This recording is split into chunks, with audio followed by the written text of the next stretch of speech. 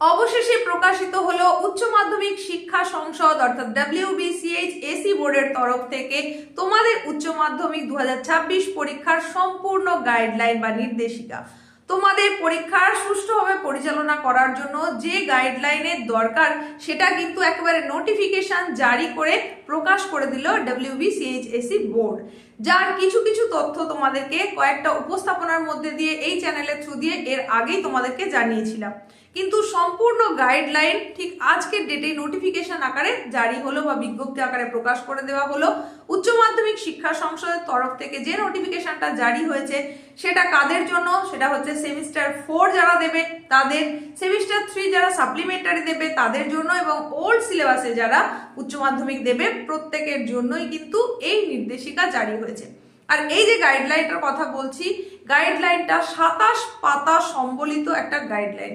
তোমাদের হয়তো মনে থাকবে তোমরা যখন থার্ড সেমিস্টার পরীক্ষা দিয়েছিলে, সেমিস্টার পদ্ধতিতে প্রথম যে থার্ড সেমিস্টার পরীক্ষা যেটা উচ্চ মাধ্যমিকের একটা প্রথম পার্ট ছিল, সেই পরীক্ষার আগেও কিন্তু এরকমই একটা গাইডলাইন প্রকাশ করে দেওয়া হয়েছিল বোর্ডের তরফ থেকে। এখন এই মুহূর্তেও এরকমই একটা গাইডলাইন আবারও প্রকাশ করে দেওয়া হয়েছে। এই 27 পাতার মধ্যে আসলে তাহলে কি রয়েছে, কি কি জানানো হচ্ছে নির্দেশিকায়, সেগুলোই এখন তোমাকে জানিয়ে দেব। যদিও খুব একটা ডিটেলসে জানাতে চাইছি না, কারণ এর মধ্যে অনেকগুলো তথ্য যেগুলো এই চ্যানেলের থ্রু দিয়ে আগেই তোমাদেরকে অন্য উপস্থাপনার মধ্যে দিয়ে আমি সেগুলো জানিয়ে দিয়েছিলাম। তো এই যে নির্দেশিকাটা জারি হয়েছে, সেই নির্দেশিকায় প্রথমেই বলা হচ্ছে guidelines to conduct higher secondary examination 2026 semester 4 semester 3 supplementary examinations and HS examination under old system। সেটা তোমাদের আগেই বললাম, West Bengal council of higher secondary এডুকেশনের তরফ থেকে এটা প্রকাশ করে দেওয়া হয়েছে। এর যে সেক্রেটারি এবং বোর্ড প্রেসিডেন্টের একটা লেখা রয়েছে, তারপরে তোমাদের জন্য যেটা আছে ফোর্থ সেমিস্টারের সম্পূর্ণ রুটিন দেওয়া রয়েছে 3 নম্বর পাতায়। 4 নম্বর পাতায় দেওয়া রয়েছে থার্ড সেমিস্টারের সাপ্লিমেন্টারি যে পরীক্ষা তার রুটিন। 5 নম্বর পেজে রয়েছে ওল্ড সিলেবাসের রুটিন। এই হয়ে গেল 5টা পেজ। 6 নম্বর পেজ থেকে জেনারেল ইনস্ট্রাকশন, সাধারণ যে নিয়মাবলীগুলো সেগুলো কিন্তু রয়েছে তোমার 6 নম্বর পেজ থেকে শুরু হয়েছে। এইবার এই 6 নম্বর পেজ থেকে ঠিক কি কি ইনস্ট্রাকশন আছে সেগুলো হালকা করে তোমাদেরকে আমি একটু জানিয়ে দিচ্ছি। এখানে একের দাগে ABC করে এরকম বেশ কিছু গাইডলাইন কিন্তু দেওয়া রয়েছে জেনারেল ইনস্ট্রাকশন হিসাবে। তো এখানে আমি তোমাদেরকে বলে দিচ্ছি, তার সঙ্গে সঙ্গে আজকের ভিডিওর ডেসক্রিপশন বক্সে চেক করে নেবে, সেখানে এই নোটিফিকেশনের লিঙ্কটা দিয়ে দেব।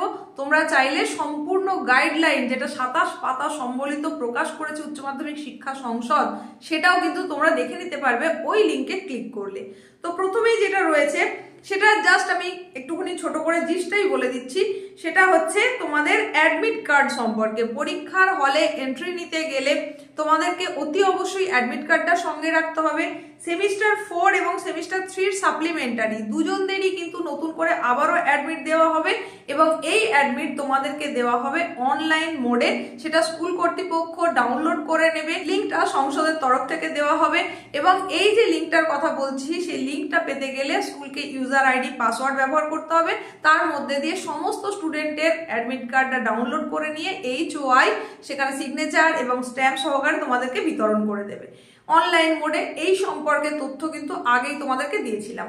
আর ওল্ড সিলেবাসে যাদের দেওয়া হবে, সেই ওল্ড সিলেবাসের জন্য তারিখ একটা নির্দিষ্ট করে দেওয়া হয়েছে 28/1/2026। তাহলে 2026 জানুয়ারির 28 তারিখে তোমাদের এই যে অ্যাডমিট কার্ডটা এটা বিতরণ করা হবে, সেটা কিন্তু দেওয়া হবে অফলাইন মোডে, মানে উচ্চ মাধ্যমিক শিক্ষা সংসদের ক্যাম্প অফিস থেকে কিন্তু এই অ্যাডমিট কার্ডটা দেওয়া হবে। তো এই হয়ে গেল 1 নম্বরের এ। 1 নম্বরের বিতে যেটা বলা হয়েছে সেটা হচ্ছে তোমরা কি কি নিয়ে প্রবেশ করতে পারবে ভেন্যুর মধ্যে, সেগুলোই বলে দেওয়া হয়েছে। অতি অবশ্যই তোমাদেরকে তো আগেই বললাম অ্যাডমিট কার্ডটা নিয়ে যেতেই হচ্ছে। এটা অবশ্যই হতে হবে ভ্যালিড অ্যাডমিট কার্ড। তার সঙ্গে সঙ্গে তুমি আরো যেগুলো রাখবে সেটা হচ্ছে ব্লু অথবা ব্ল্যাক কালির বল পেন, সেটা তুমি রাখবে লেখার জন্য। তাছাড়া পেন্সিল রাখবে, ইরেজার রাখবে, রুলার রাখবে। অবশ্যই যার মধ্যে রাখবে সেটা যেন ট্রান্সপারেন্ট হয়, সেটা পাউচ হতে পারে, বক্স হতে পারে।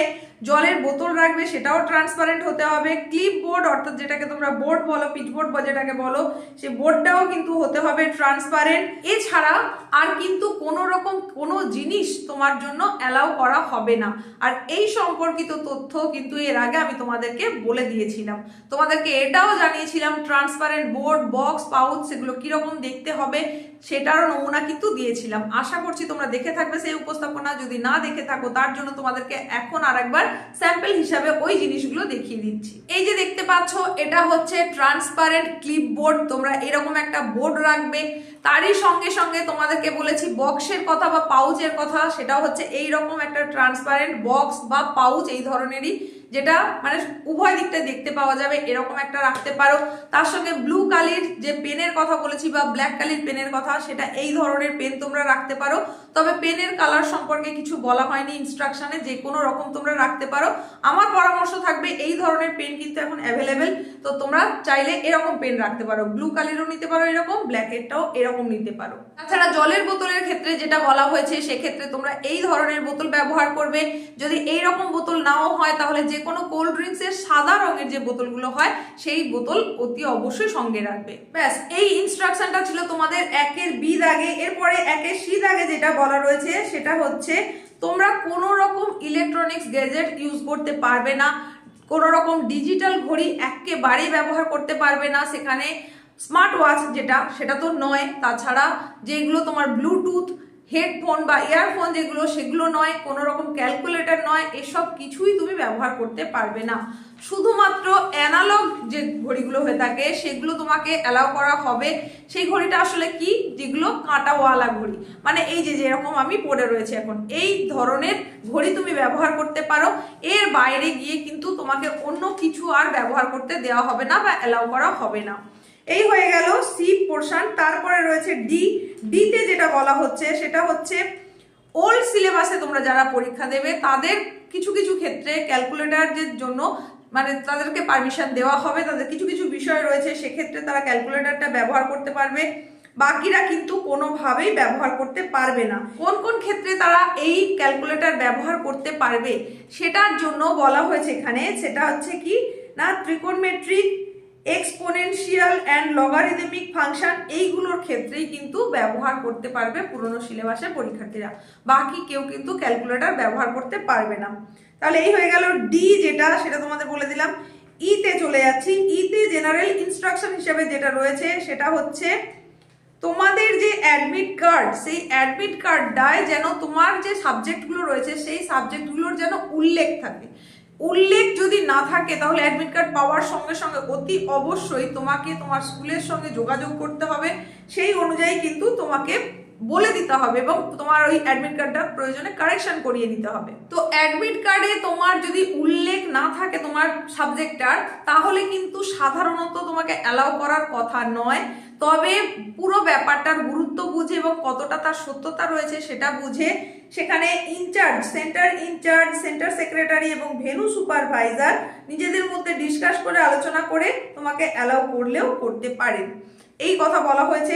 এরপরে এফ পোর্শনে চলে যাচ্ছি। এফ পোর্শনে যেটা বলা হচ্ছে আমি একদম ছোট্ট করে বলে দিচ্ছি, সেখানে হচ্ছে ভেন্যুর মধ্যে সিক রুম, মানে অসুস্থতা যদি কোনো কারণে কারোর থেকে থাকে তাহলে সেখানে সিক রুমের ব্যবস্থা করা হবে এবং তার ক্ষেত্রে আলাদা যে অ্যান্সার শিটটা, সেই অ্যান্সার শিটটাকে আলাদাভাবেই প্যাকেজিং করা হবে। এইরকমই ইনস্ট্রাকশন দেওয়া হচ্ছে এফ নম্বর ইনস্ট্রাকশনে। এরপরে চলে যাচ্ছি জিতে, যেটা আছে 7 নম্বর পেজে। 7 নম্বর পেজে সেখানে যেটা বলা হচ্ছে তার ছোট করে আমি বলে দিই। প্রতিদিন অ্যাডমিট কার্ড অতি অবশ্যই তোমাকে সঙ্গে রাখতে হবে। অ্যাডমিট কার্ড ছাড়া তো তোমাকে কোনোভাবেই অ্যালাউ করা হবে না। যদি কোনো কারণে অ্যাডমিট কার্ড মিস হয়ে যায় তোমাকে লিখিত দিতে হবে এবং পরের দিন সেটা অতি অবশ্যই নিয়ে এসে তোমাকে জমা করতে হবে। এইরকমই বলা হয়েছে। আর প্রথম দিন তো অ্যাডমিট কার্ড ছাড়া অ্যালাউ করাই হবে না। আর এই বিষয়ে আরেকটু বলে রাখি, তোমাদের অ্যাডমিট কার্ডের কিন্তু অবশ্যই অরিজিনালটাই রাখবে আর কয়েক কপি জেরক্স করে সেটা তোমরা ব্যাগে রেখে দেবে। কোন কাজে কোনটা কোন সময় প্রয়োজন হয়ে যায় বলা যায় না, তো এই হচ্ছে ঘটনা। এরপরে এইচটায় চলে যাচ্ছি। এইচ নাম্বারে তোমাদের যেটা বলা হয়েছে সেটা হচ্ছে তোমাদের পরীক্ষার রিপোর্টিং টাইম সম্পর্কে বলা হয়েছে। তো রিপোর্টিং টাইম হিসাবে তোমাদের 4th সেমিস্টারের জন্য সময় হচ্ছে সকাল 9টা, আর 3rd সেমিস্টারের সাপ্লিমেন্টারি যে পরীক্ষা সেই পরীক্ষার রিপোর্টিং টাইম হচ্ছে বেলা 12:30টায়। এইটা ইনস্ট্রাকশনটা দেওয়া হয়েছে এইচ নম্বরে। এরপরে চলে যাচ্ছি আই নম্বরে একটা গুরুত্বপূর্ণ ইনস্ট্রাকশন দেওয়া হয়েছে। সেখানে হচ্ছে ওয়ার্নিং বেল সম্পর্কে জানানো হয়েছে, কোন সময় কখন কখন ওয়ার্নিং বেল পড়বে, মোট কতগুলো বেল পড়বে সেগুলো কিন্তু এখানে বলা হয়েছে। তো সেই ইনস্ট্রাকশন অনুযায়ী মোট 4 বার বেল পড়ার কথা বলা হয়েছে। তোমার পরীক্ষা শুরুর ঠিক 15 মিনিট আগে একবার বেল পড়বে, পরীক্ষা শুরুর জাস্ট টাইমে একবার বেল পড়বে, আর পরীক্ষা শেষ হওয়ার 5 মিনিট আগে একটা বেল পড়বে, আর একেবারে যখন পরীক্ষা শেষ হয়ে যাবে তখন আরো একবার বেল পড়বে। এই মিলিয়ে মোট 4 বার কিন্তু এখানে বলা হয়েছে বেলের কথা। তো সেটা কোন কোন সময় তোমাদের জানিয়ে দিলাম। এরপরে চলে যাচ্ছি যে পোর্শনে, সেখানে কি বলা হচ্ছে একটু বলে দিই। ইনভিজিলেটর যিনি রুমে থাকবেন তিনি যে সিগনেচার করবেন সেটা হচ্ছে সমস্ত কিছু ভালো করে পরীক্ষা নিরীক্ষা করার পর, পরীক্ষা নিরীক্ষা অর্থাৎ কি তুমি কিভাবে ফিল আপ করেছো, তোমার ফ্রন্ট পেজটা তুমি কিভাবে ফিল করেছো সেটা ঠিকঠাক হয়েছে কিনা এটা অতি অবশ্যই ভালো করে দেখে নেবে।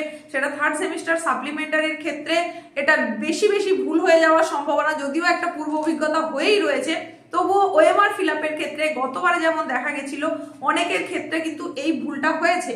তো এই ভুলগুলো যাতে না হয় সেটা ইনভিজিলেটর দেখবেন এবং তারপরে সাইন করবেন। এটা হচ্ছে রয়েছে তোমার জেতে। এরপরে চলে যাচ্ছি কেতে। কি বলা হচ্ছে? কেতে বলা হচ্ছে যে কোনো রকম জেল পেন বা ফাউন্টেন পেন কিন্তু তুমি একেবারেই ব্যবহার করতে পারবে না, শুধুমাত্র নীল কালির পেন বা কালো কালির পেনই তুমি ব্যবহার করতে পারবে। এরপরে চলে যাচ্ছি এল সেকশন। এলে বলা হচ্ছে ওএমআর নিয়ে বলা হয়েছে। ওএমআর সিট তোমরা জানো যে তোমাদের এই ওএমআর সিটটাকে কিন্তু খুব কেয়ারফুলি ফিল করতে হবে, কারণ এর পরিবর্তে তোমাকে এক্সট্রা আরো যে পরে ওএমআর দিয়ে দেবে এরকম কিন্তু নয়। তাই সেটা যাতে কোনোভাবে ছিঁড়ে না যায়, কোনোভাবে ভাঁজ না হয়, কোনো রকম ক্ষতিগ্রস্ত না হয়, জল যাতে না পড়ে যায়, এই সমস্ত বিষয় কিন্তু তোমাকে লক্ষ্য রাখতে হবে। এটা বলা হলো এলে। এম সেকশনে বলা হচ্ছে কি no rough work should be done on OMR sheet. OMR সিটের মধ্যে কোনো রকম তুমি রাফ কাজ করতে পারবে না, যেটা তোমাদের 3rd সেমিস্টারের ইনস্ট্রাকশনেও কিন্তু ছিল। ওএমআর এর রাফ কাজ কিছু করতে পারবে না। এরপরে এনে চলে যাচ্ছি। এই রাফ ওয়ার্কটা করার জন্য 3rd সেমিস্টারের সাপ্লিমেন্টারির কথা বলছি, এখানে রাফ ওয়ার্ক করার জন্য কোশ্চেন বুকলেটে এক্সট্রা জায়গা দেওয়া থাকবে, সেখানে তুমি করতে পারো। আর 4th সেমিস্টারের জন্য বা ওল্ড সিলেবাসে যারা পরীক্ষা দেবে তাদের জন্য একদম অ্যান্সার স্ক্রিপ্টের যে কোনো একটা পোর্শনে তুমি রাফ ওয়ার্ক করতে পারো, এই সম্পর্কে তোমাদের আলাদা কোনো নির্দেশিকা নেই। তো এই ছিল 7 নম্বর পেজ পর্যন্ত যা কিছু ইনস্ট্রাকশন সেটা বলে দিলাম। 8 নম্বর পেজের শুরুতেই যেখানে 2 বলে করা রয়েছে, মানে এতক্ষণ পর্যন্ত জেনারেল ইনস্ট্রাকশন যেটা ছিল 1 নম্বরে সেটাই আমি তোমাদেরকে বলে দিলাম। 2 নম্বরে যেটা রয়েছে সেটা হচ্ছে reporting time of the examinees and examination personal. সেখানে বিভিন্ন জোনের রিপোর্টিং টাইমটা কখন সেটার চার্ট একটা দেওয়া রয়েছে। এর পরে আরো অনেক রকম রয়েছে। তো 27টা পেজে টোটাল কি আছে সবটা তো এই ভিডিওর মাধ্যমে বলতে গেলে অনেক লং হয়ে যাবে। তো ওই নোটিফিকেশনের লিংক আমি তোমাদেরকে দিয়ে দিচ্ছি, সেখানে যদি তোমাদের কোনো জায়গায় কোনো অসুবিধা থেকে থাকে তাহলে অতি অবশ্যই জানাবে। আর সেখানে আরেকটা ছোট্ট করে জানিয়ে দিই, তোমাদের এর আগেও যদিও আমি বলেছি যে এস প্যাটার্নে কিন্তু তোমাদেরকে বসানো হবে, সেটা রোল নাম্বারের ভিত্তিতে। তো এই কথাগুলো মাথায় রাখো। গাইডলাইনে টোটাল যা রয়েছে তার জিস্টুকু আমি বলে দিলাম, বাকি পেজে আরো অনেক তথ্য রয়েছে, কিন্তু সেই তথ্যগুলোর থেকে সব থেকে গুরুত্বপূর্ণ হচ্ছে এই তথ্য। আর কোন কোন জিনিস তোমাকে অ্যালাউ করা হবে না সেটা তো অলরেডি তুমি জেনেই গেছো। আর কোনো রকম চিরকুট তুমি সঙ্গে রাখবে না, সেটা হতে পারে হাতের লেখা বা মুদ্রিত এরকম মানে ছাপার অক্ষরে, এরকম কোনো কিছু তোমার কাছে কিন্তু থাকবে না। এই কথাগুলো একটু মাথায় রাখবে। আর এমন কোনো আচার আচরণ করবে না যার কারণে কিনা তোমার টোটাল এনরোলমেন্টটাই বাতিল হয়ে যায়। তো এই গাইডলাইন অনুযায়ী মূল কথাগুলো আমি তোমাদের জানিয়ে দিলাম। উপস্থাপনা কেমন লাগলো সেটা কমেন্টে জানাতে পারো, কোনো প্রশ্ন থেকে থাকলে সেটাও জানাতে পারো। ভালো লাগলে লাইক করে বন্ধুদের মধ্যে শেয়ার করে দাও, তারাও জানতে পারো পরীক্ষার কি কি নিয়মাবলী রয়েছে। দেখা হচ্ছে খুব তাড়াতাড়ি এই রকমই কোনো ইনফরমেটিভ ভিডিওর সঙ্গে।